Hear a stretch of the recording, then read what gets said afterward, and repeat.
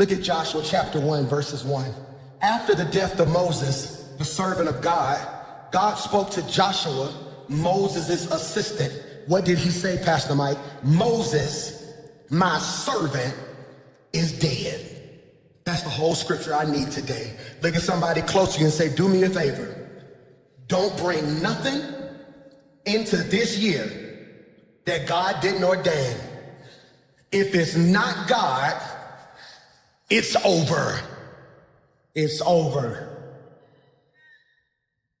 I want you to take really, really good notes, okay? Take really, really good notes. Take pictures of the screens. I'm loving how you guys are taking notes.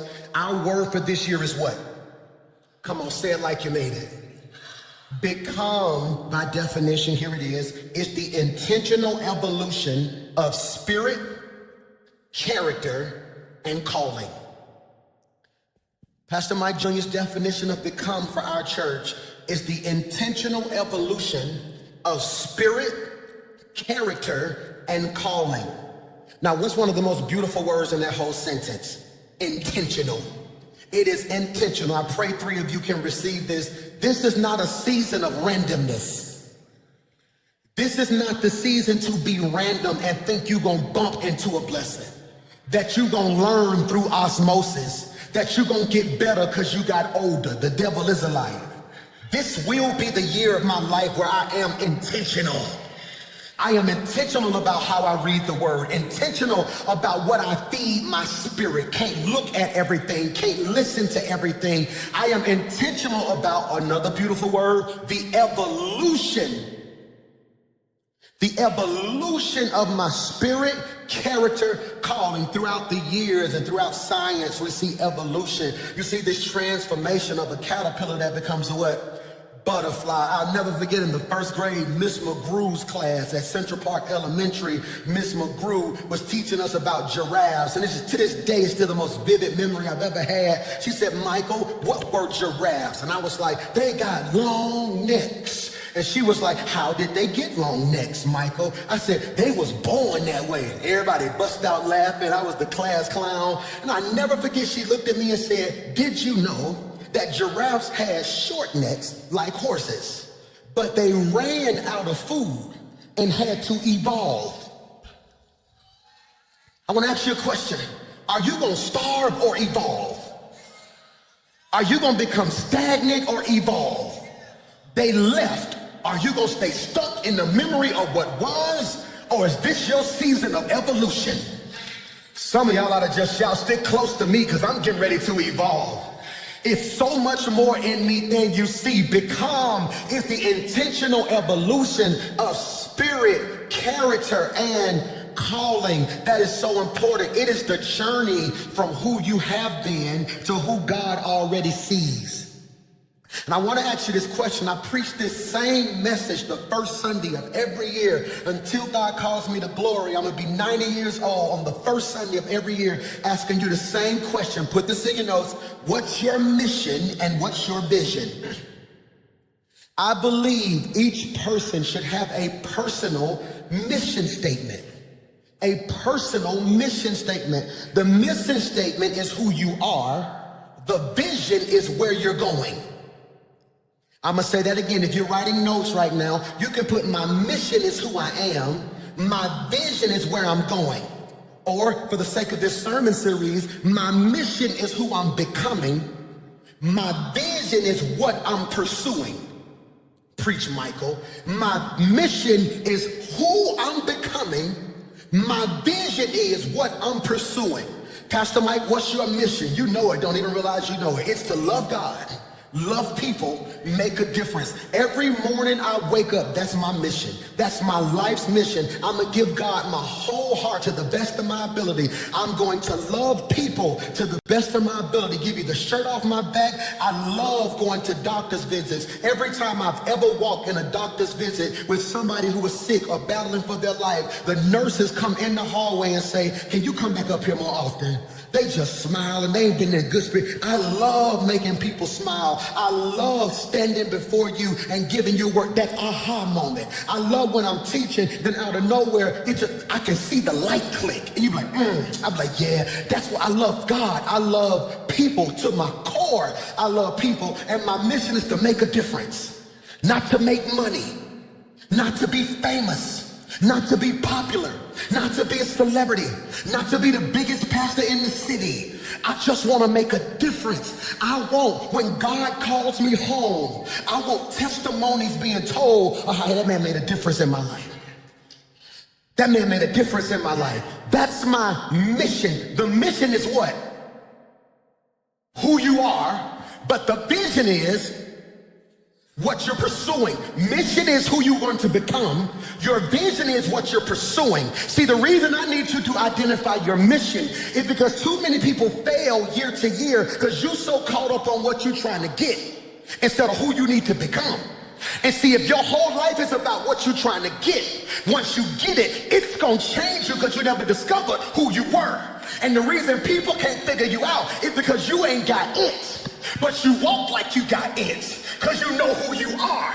And I'm telling you, if you become before you pursue, when you pursue, it won't change you because you already know who you are. That's why with or without money, I can walk in the Rome Bowl. That's why you ain't the boss, but everybody asks you questions like you are the boss, because the way you carry yourself say you know what you're doing. That's why folks see you and judge you and have an attitude with you, then get to know you and end up apologizing to you because they mistake your boldness for arrogance. I'm not arrogant, I'm not mean, I'm not nasty, but you ain't gonna convince me I am not what God called me. I'm preaching to three folk in here who can testify I may not have what I want yet, but I am becoming who God called me to be right now. What's the mission? What's the mission? I need you this week to pray and say, God, what's my mission? Let me say that better, because you don't know your mission if you can't provide a mission statement. You want to hear my mission statement? I, Michael McClure, choose to love God, love people, make a difference. At the core, everything I pursue is driven, say that better, Michael. Everything I pursue is filtered through my mission. Did you catch that? If it don't match my mission, I can't do it. That's why certain decisions ain't even hard for me. I can tell you right now the answer to that's gonna be no. Why? It don't fit the mission. But it's paying so-and-so, that's cool. Making money ain't my mission. Making the difference is. Which is why there will be certain seasons of my life where I don't get paid for what I do. But I know I may not get what you gonna give me, but if I stay true to who God called me, what God gonna give me is greater than what you could have gave me. Am I preaching to anybody? Mission is what you do. Vision is who you're becoming. I need you to catch this now. Why, PMJ? You don't abandon mission to chase vision. You fulfill vision by staying faithful to the mission. That's why today's text is so important, because in Joshua chapter 1, it's on the screen. It says, after the death of Moses, the servant of God, God spoke to Joshua. We got to pause right there. That's enough to have church. After the death of Moses, servant of God, God spoke to Joshua. That's enough to have church right there. I'm going to say it again. After the death of Moses, servant of God, God spoke to Joshua. Y'all looking at me like I want to shout. I just don't know why I should be shouting right there. Because up until now, God only spoke to Moses. Up until now, God would speak to Moses, then Moses would talk to Joshua. Now God is saying, my season for talking to Moses is over. It's my time to talk to you direct. Some of you are going to be in an awkward season because you're so used to having prayer partners and praise partners. God said this might be the season where you got to be alone so God can talk to you for himself. I don't need confirmation when I talk to the confirmer. Did you hear what I just said? He says, Joshua, after the death of Moses, it's right on your screen, God spoke to Joshua and said, Moses, my servant, is dead. Please put this in your notes. God makes it very clear to him before he gives him his assignment. God makes it very clear to him before he gives him the assignment. I need you to catch this. Joshua is tripping. Joshua is hurting. He needs affirmation. What Joshua needs right now is for God to send an angel to him and say, Joshua, it's going to be okay. Let me explain to you why God had to do it. But I need to free you. Please put this in your notes. There are moments when God will not explain your loss. He will just simply acknowledge it. Many of you are stuck because you're waiting on God to give you an explanation. God said, I don't explain dead stuff. I move on from them. You're so busy trying to ask God why when God is waiting on you to ask him what next. Michael, no, God is telling Joshua, are y'all listening to your boy? That chapter is dead. I want to say that better. The chapter of your life with Moses is closed. You can keep reading it, but I'm on chapter 12.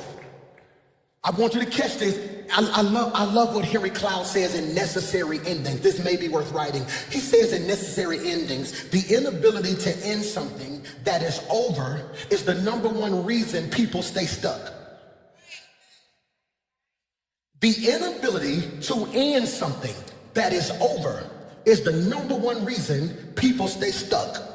Ooh, that's good. And can I free you? Growth always requires an ending. I want you to be careful what you say out your mouth this week. Because who's been saying, let's be honest, who's been saying, I gotta grow this year?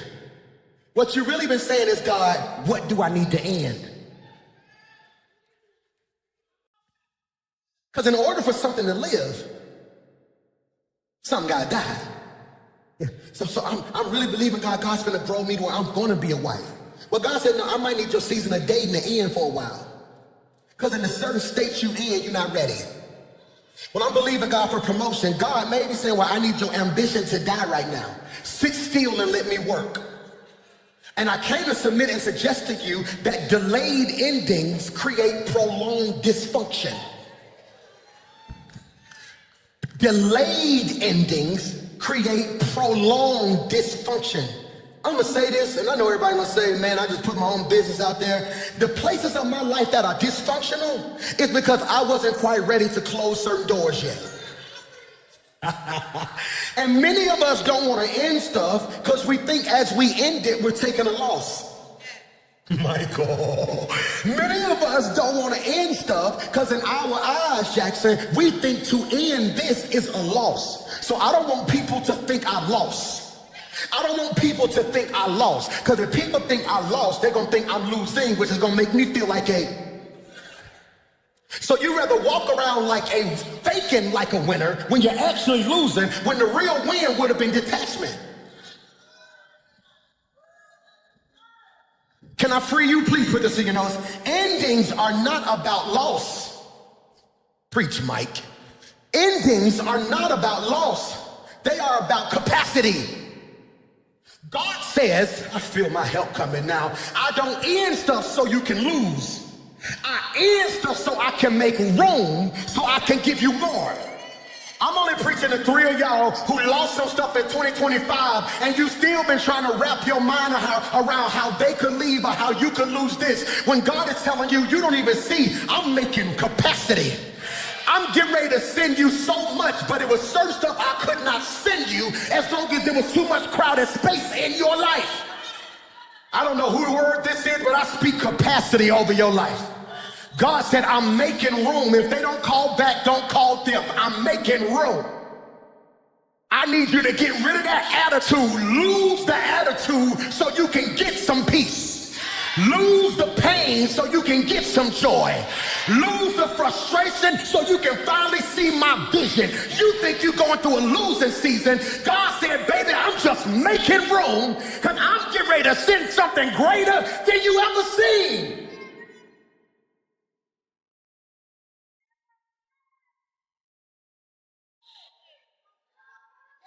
It's called capacity. It's called capacity.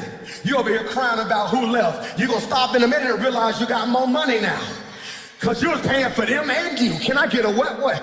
Oh, over here talking about I can't believe they fired me. You didn't like the job in the first place. God knew you would never quit, so God is like, I'm gonna make them leave you so you can finally see I'm up to something in your life. I wish I had 1,000 folks who would jump up, sit down, and shout, make room. Look at this. Why, PMJ? Put it in your notes. Endings are not about loss. I'm going quickly. They are about capacity.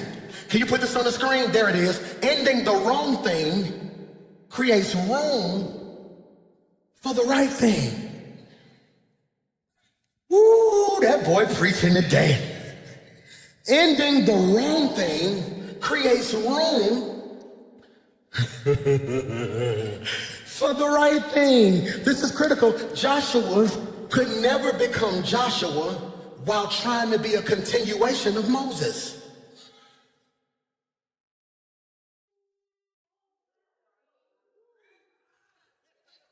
Joshua couldn't be Joshua long as he was running behind Moses.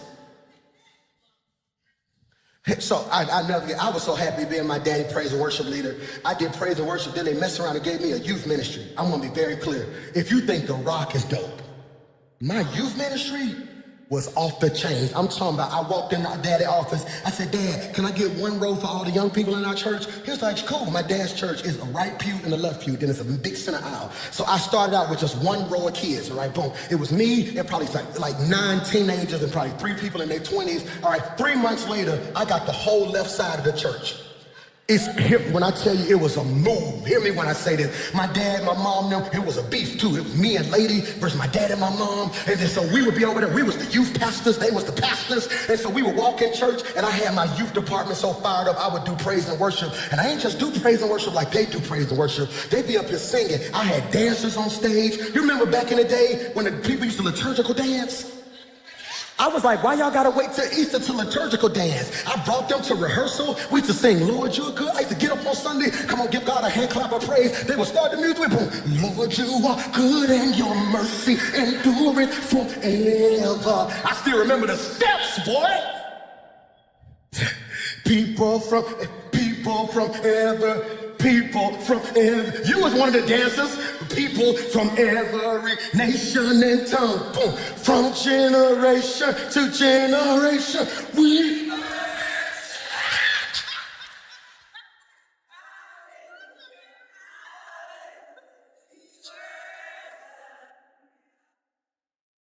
Oh my God, I just bodied that, didn't I? But think about that. You got me. I'm singing doing it. Then the dancers doing it. Then it's 300 teens on the pews just jumping. Now the parents trying to come to church to see where their kids at. So now the parents jumping. So then I come to my dad and I say, Dad, I think the Lord's calling me to start a church. My dad never said, no, I need you to be my youth guy. He understood. I would never be me. Go to the next slide. Because you don't understand, sometimes it calls for a season of detachment. Preacher Mike.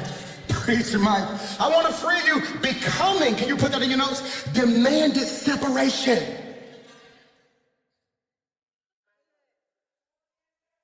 That's heavy.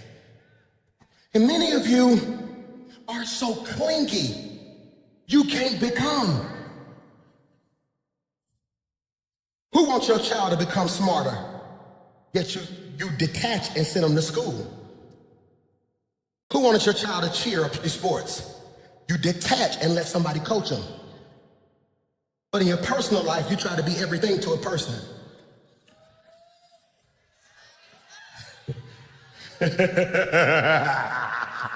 Because what we do is when we lose somebody, we make them the devil.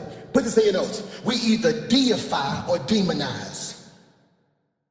I should have put that on the screen. Deify or demonize. When they're good to you, we make them a god. When they're bad to you, we make them a devil. And I want to say this to you, all separations ain't evil. I have friends right now I haven't spoke to and probably twice in over 3 years, because 3 years ago I realized it wasn't a sin to be friends with them. They just made the parts of me that were dysfunctional comfortable.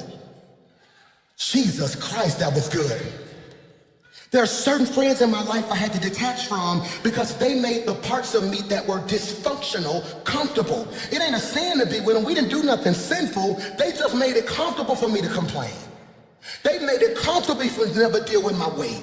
They made it comfortable for me to be the version of me that I didn't need to be. So I had to be honest and say, hey man, I love y'all. You may not hear from me as much. I'm just working on me in some areas. And if they really love you, they respect it.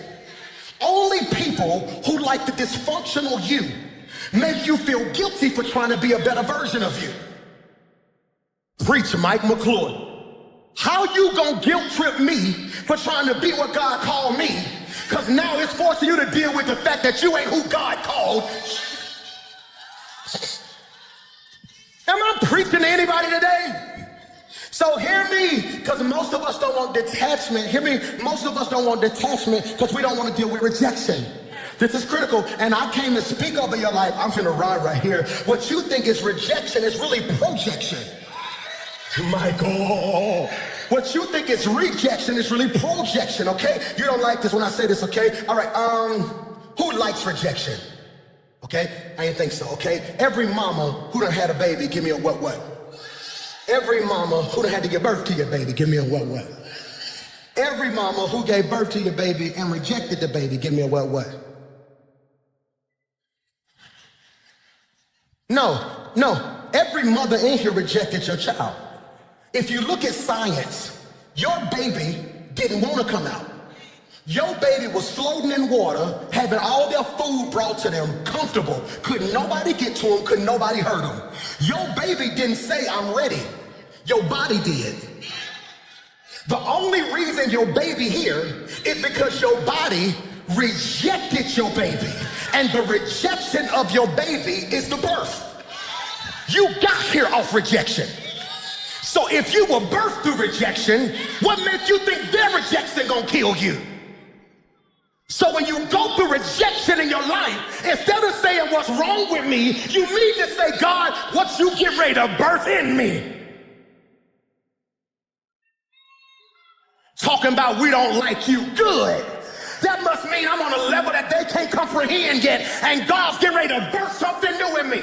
I prophesy to 20,000 people that this will be the year of your life where God birthed a better. I gotta stop. Hear me. This is so good. This is so good. Why, Pastor Mike? Because I want you to realize Joshua is going through a type of rejection. He's sitting there. Who gonna help me preach?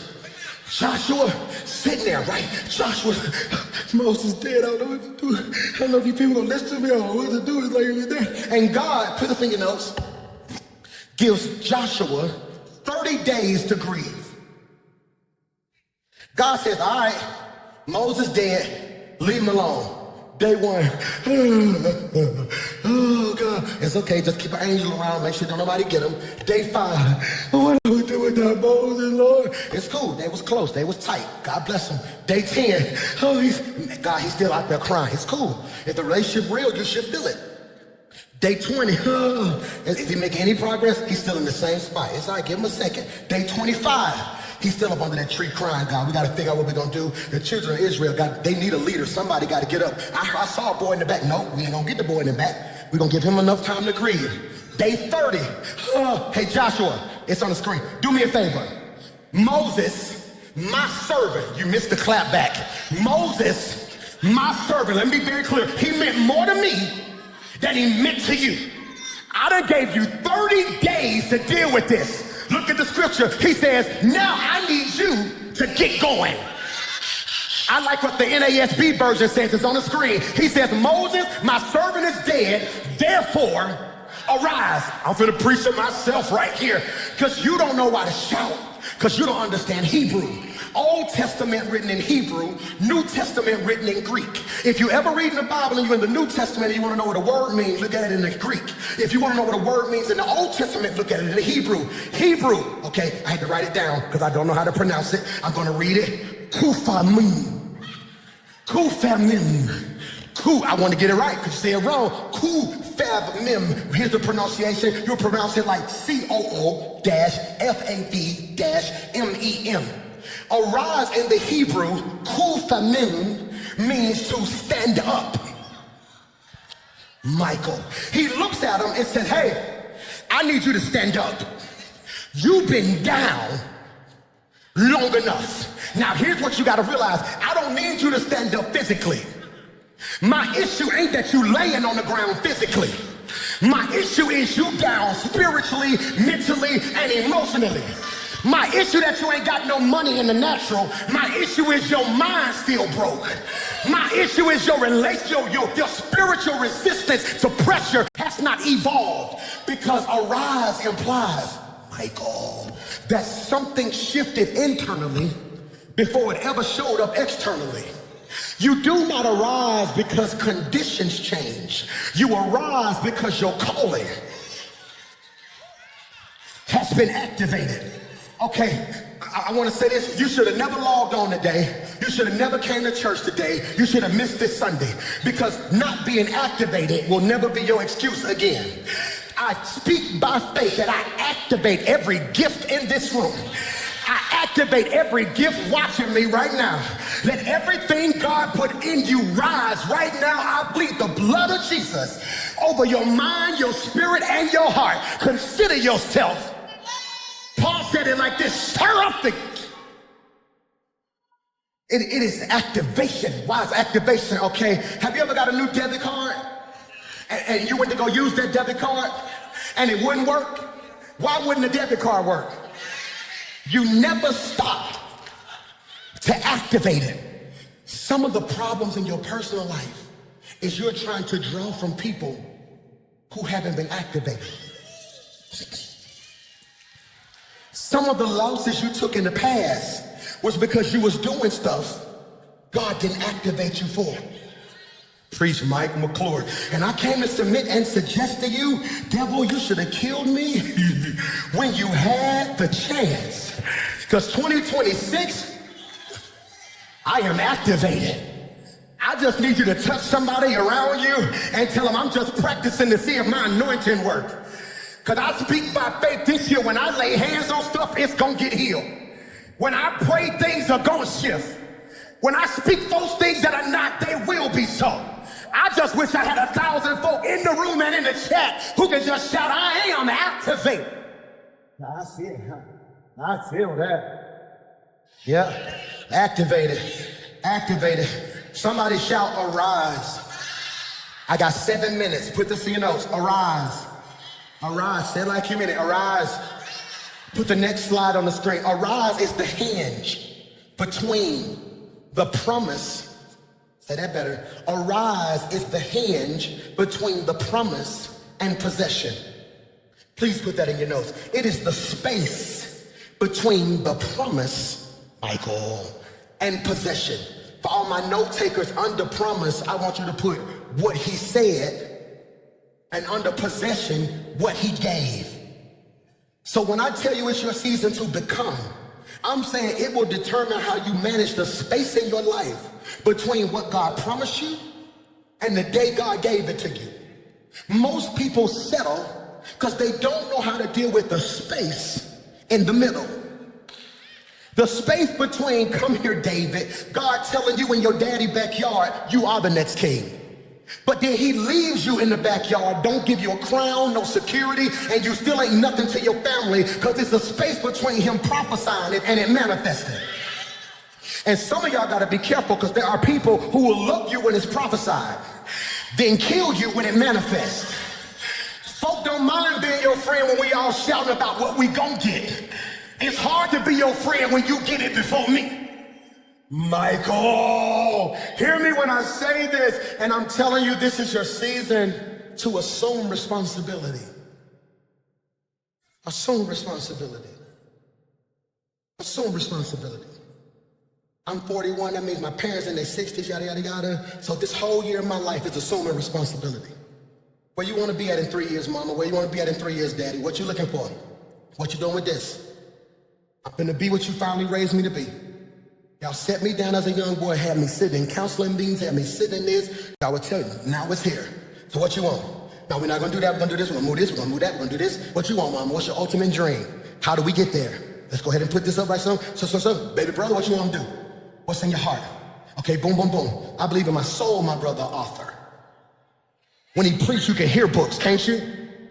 You can hear it. So no, this year we setting that up. Let's do so-and-so, so-and-so, so-and-so, so-and-so, so-and-so, so-and-so. I'm in book deals right now that they don't even know, and they already know part of the prerequisite for my book deal. They don't agree. I got 4 of the major top book publishers in the world fighting over my book. We finally came down to the top one, and so-and-so, so-and-so, they super excited. They have no clue. Before I sign that paper, yeah, that's cool. Yeah, but what about him? I tell you what, take some of what you're gonna give me and apply it to him. No him, no me.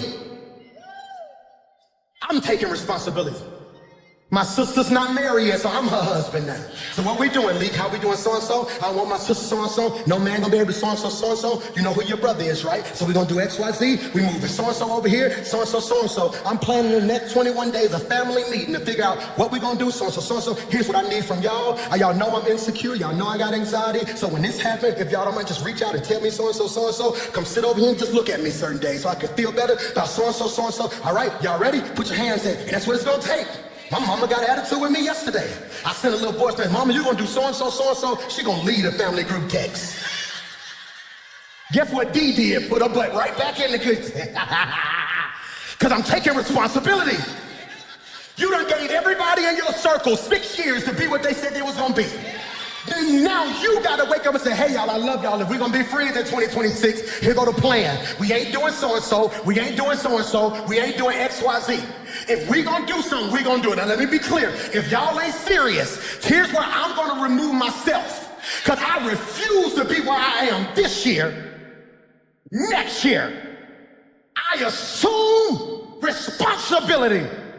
God tells Joshua, I got 3 minutes. God tells Joshua, get up. You can't afford to be down. Too many people depending on you. You don't think I had bad days? Baby girl, you don't think I had days when depression hit me? I done caught more hell in the last 20 days than I done caught all year. Every time I turn around, it's something about me. Did you hear this? Boom, boom. I can't believe he said this. Boom. Do you see this? Boom. Stuff being screenshotted, and every now and then, even when people mean well, when they say they love me, they making me aware of stuff I didn't even know about. So now I've been just sitting there, and the old me would have sunk. The old me, my mama would have had to come sit on the couch. The old me, the whole staff, they don't think I used to know this. They knew me so well. They would just take me out to eat, and they would be around me so much so I would never think, because I'm anointed, but I'm also human. Stuff hurts your feelings. Stuff will have you questioning your identity. It don't no more though. See, because now I know who I am before I do. I am not a human doing, I am a human being. And so now I'm trying to get you to realize this in your life. It's time for you to arise. And the first thing Moses represents, 3 minutes, okay? 3 minutes. The first thing Moses represents is dead strategies. This is my first of the year sermon every year. Dead strategies. Dead strategies. Why is that important for him, Jay? Moses represents an expired strategy. Watch this. What Moses did helped get the people out of Egypt, but it wouldn't get the Egypt out of people. Can I make it hood? You can take a person, but you can't take the...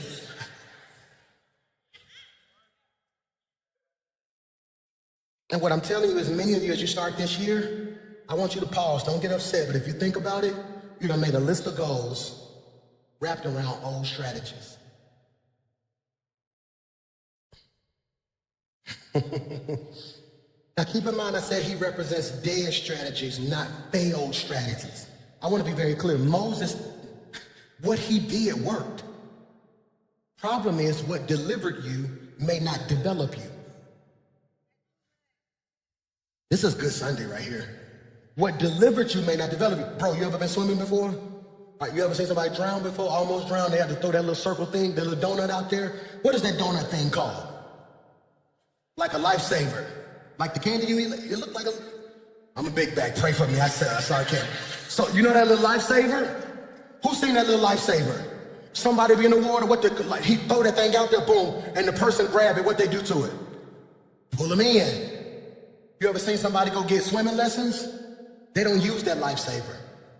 They almost let you almost drown. They said, we're gonna teach you how to float. You ready? Oh, it's okay, I got you. No, it's okay, I got you. Because the instrument they use to deliver somebody is not the instrument they use to develop somebody. The strategy's different. When Xander was 10 and 12, stop!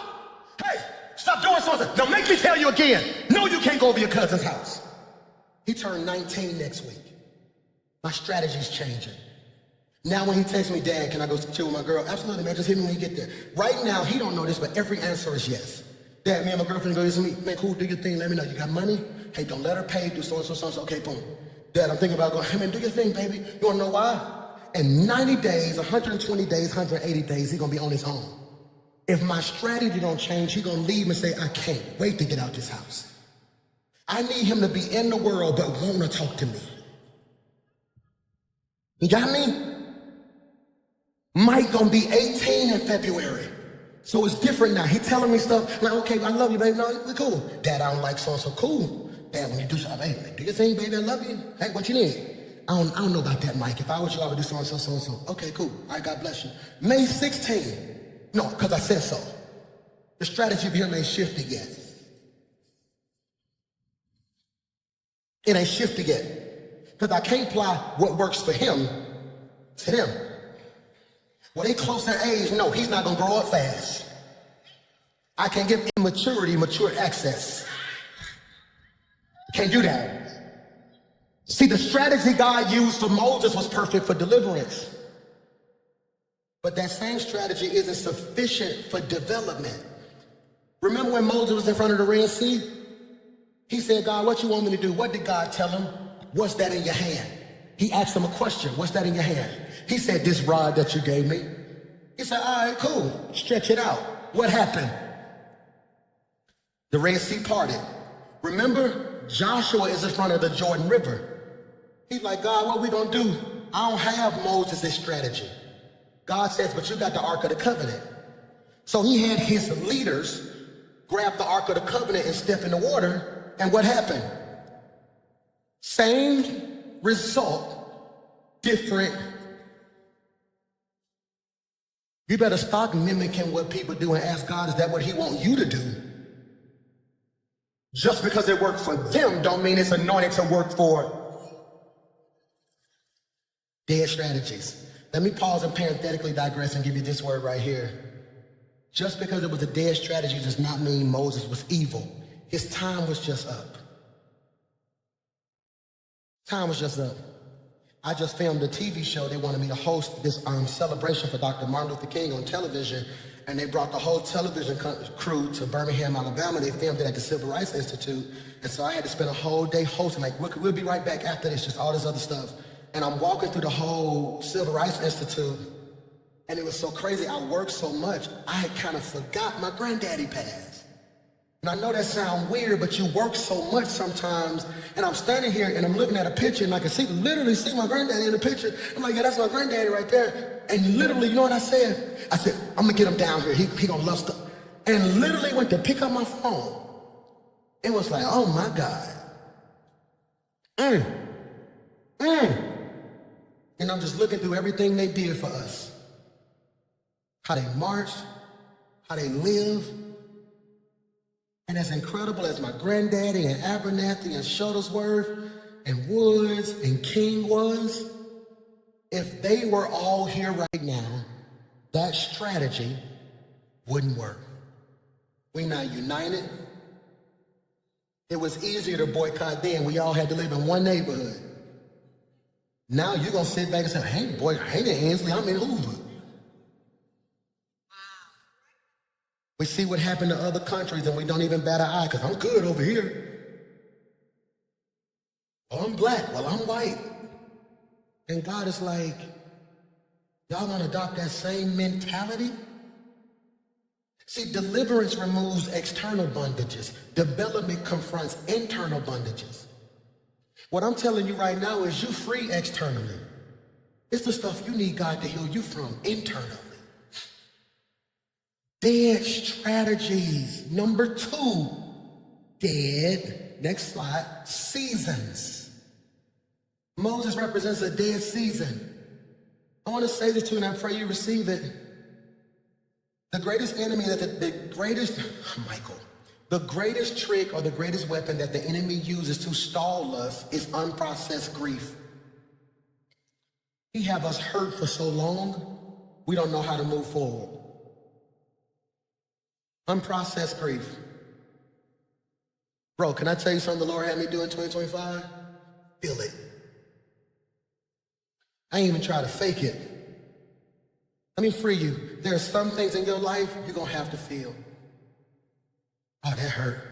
Who remember when I told y'all, I'm gonna see if y'all really be listening to me. I told y'all in November, hey y'all, I'm gonna take a day and just cry. Who remember that? Who cried? Did anybody else take a cry day? I took my day. I got in that little truck of mine and started playing music and just riding. Went through Central Park, sat in that parking lot for a minute, rolled by 15, went boom, flew here. Before I know, just crying, I done been through so much. And I have to be strong. I feel like I have to always perform. Hey, how you doing, man? I'm good, boy. How you, man? What's up, boy? Mastermind, what up, boy? But in my heart, I just be like, somebody give me a hug. Please. And I sat in that car, and I started processing. I got a note in my phone. You might want to adopt this. When stuff happened to me during the year, I got this one note. I call it the pain list. But technically, if you look at my phone, it's called the grocery list. But that's what I call it, the grocery list. So boom, and I put in that joint, and I just went down the line. One, boom, so-and-so left, So, and I just started thinking about it. I had to deal with it. Why, PMJ? Please put this in your notes. If you don't process it, you'll always carry it. Can I say it the way my brother would say it if he was preaching? What doesn't get healed get handed down. I'm like, God, I got to deal with this grief so I'm not bleeding on my kids. Ooh. I don't want my son coming to me saying stuff like, Dad, I want to date. No. You don't trust nobody. Now I'm bleeding on them. I'm trying to develop them. You know, Xander will be 19 in January next week. Mike will be 18 in February. Mason will be 17 in June. And so now I'm developing. It ain't a whole lot of hollering. See, deliverance is loud. Development, put that on the screen so they can see that. Deliverance is loud. Development is soft. It's slow. Got me? Ain't a lot of hollering now. These are young men. You know? Hey, do me a favor. Don't ask your mama for no more money. Y'all come here. I love y'all. Don't ever again ask your mama for no money. You finna be 19, you finna be 18, you finna be 17. If you're 19, 18, 17, comfortable asking your mama for money, you're gonna be 25 asking the woman for it too. So I don't want that. I tell you, so in my house, don't ever in your life ask your mama for some money. If you need something, you come talk to your daddy. Yes, sir. You wanna know why I'm doing that? Because I want them to be in that room and wanna go out and be like, Dad, can I have, yeah, I got you. Because you know what that's gonna produce? This hunger to go get it themselves. Ain't nothing wrong with it, but that's how I'm developing my boys. Like, no, so do so-and-so, son, do me a favor. Hey, Mace, I told you come 2026, I got a shift on you. You my dog. That me and Mace tight, that's my boy. That's my dog right there. I said, hey, Daddy gonna turn on you a little bit because you're trying to enroll in school early. You're an athlete. Mace wanna be in college this time next year. He don't wanna graduate May 2027. He wanna graduate early and be on campus so he can be in spring training. So that means I got 8 to 9 months to get all the baby out here. They're not gonna care who his daddy is. They gonna tell him, I don't care who your daddy is, run up the hill. They're gonna scream and holler. So you know what I'm doing now? Hey, Mace, get up. Do so-and-so, so-and-so. Nope, don't do it for him. So-and-so, so-and-so, quit it. Don't go up there again. Don't talk to him. No, get it right. Go so-and-so. Do X, Y, Z. Do so-and-so, so-and-so. Mace, I'm gonna tell you one more time. If it happened again, you won't have a mattress when you get back.